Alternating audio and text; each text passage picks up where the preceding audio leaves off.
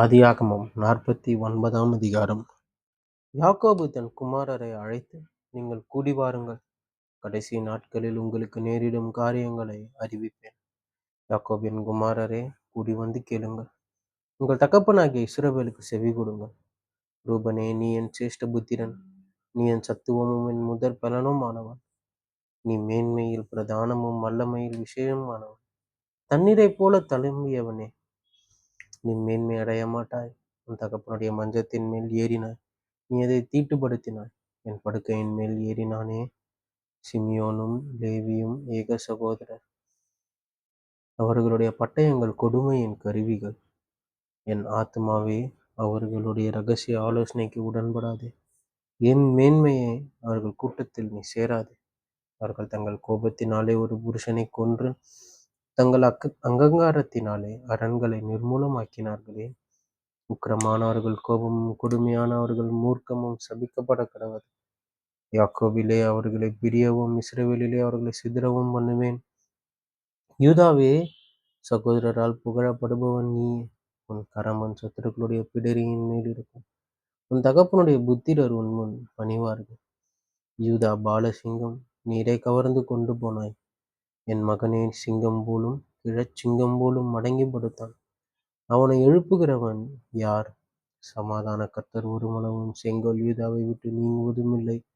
நியாய பிரமாணிகன் அவன் பாதங்களை விட்டு ஒழிவதும் இல்லை. ஜனங்கள் அவரிடத்தில் சேருவார்கள்.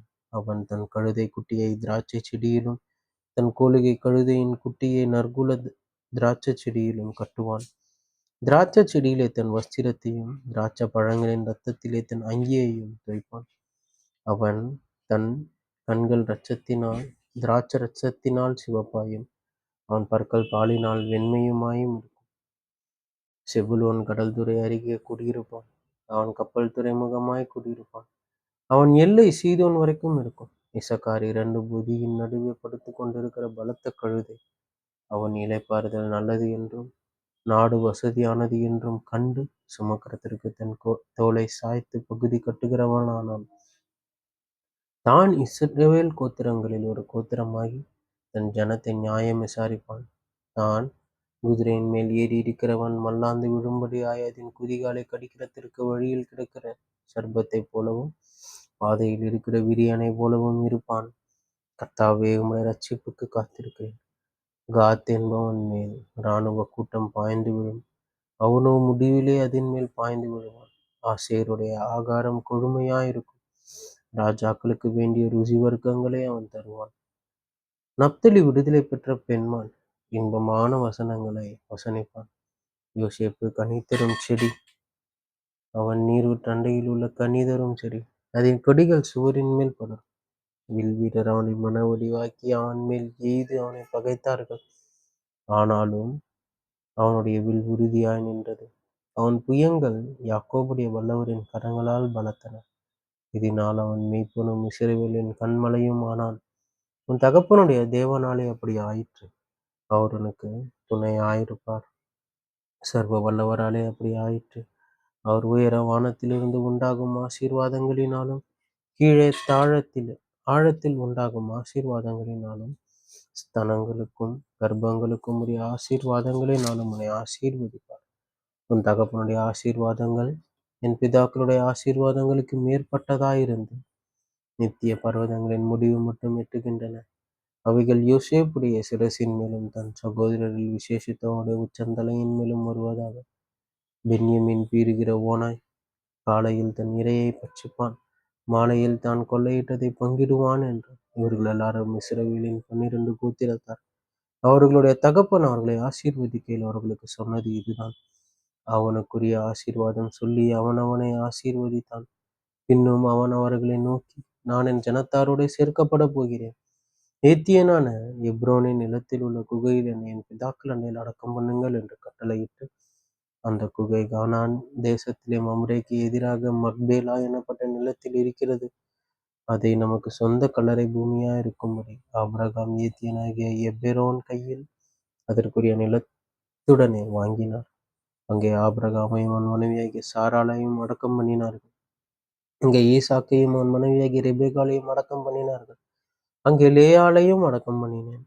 அந்த நிலமும் அதில் இருக்கிற குகையும் ஏத்தின் புத்திரர் கையில் கொல்லப்பட்டது என்றான்.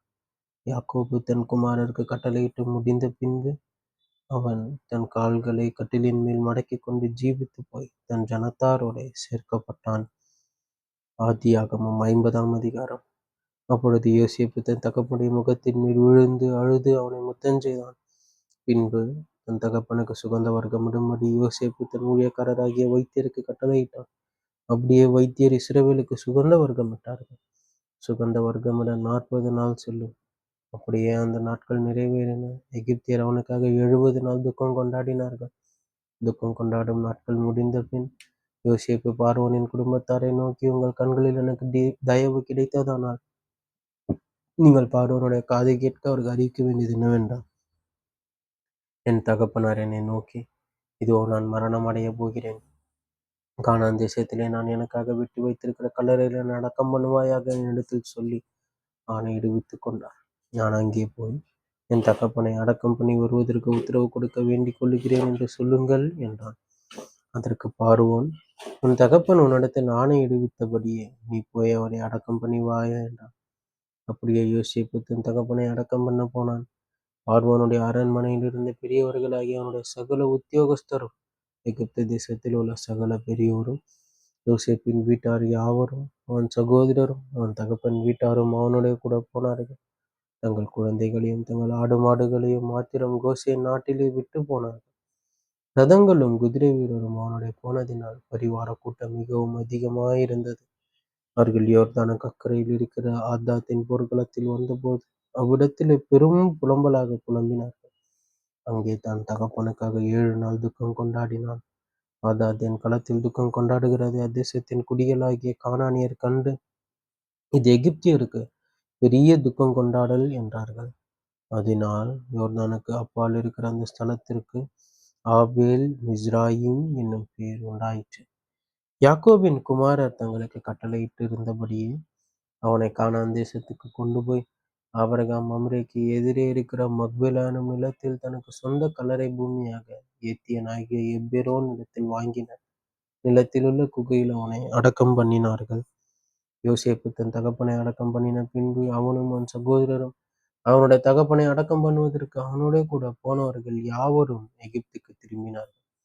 தங்கள் தகப்பன் மரணம் அடைந்ததை யோசேப்பின் சகோதரர் கண்டு, ஒருவேளை யோசேப்பு நம்மை பகைத்து நாம் அவனுக்கு செய்த எல்லா பொல்லாங்குக்காகவும் நமக்கு சரிக்கு சரி கட்டுவான் என்று சொல்லி யோசேப்பினிடத்தில் ஆள் அனுப்பி, உன்னுடைய சகோதரர் உமக்கு பொல்லாங்கு செய்திருந்தாலும் அவர்கள் செய்த துரோகத்தையும் பாதகத்தையும் நீர் தயவு செய்து மன்னிக்க வேண்டும் என்று உம்முடைய தகப்பனார் மரணம் அடையும் முன்னே உமக்கு சொல்லும்படி கட்டளையிட்டார்.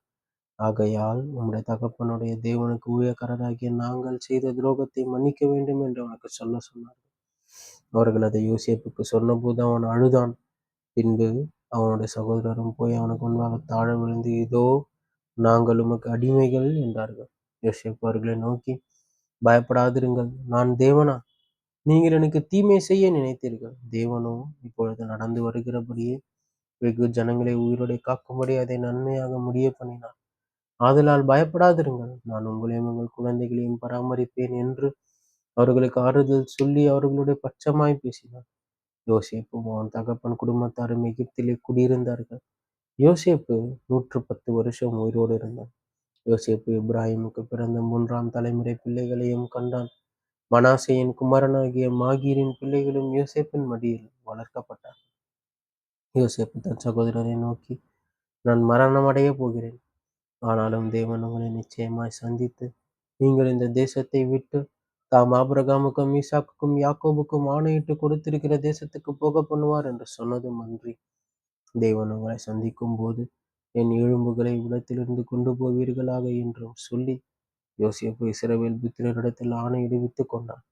யோசேப்பு 110 வயதுள்ளவனாய் மரித்தான். அவனுக்கு சுகந்த வர்க்கமிட்டு எகிப்து தேசத்தில் அவனை பெட்டியிலே வைத்தார்கள் என்பதே. ஆமேன், ஆமேன்.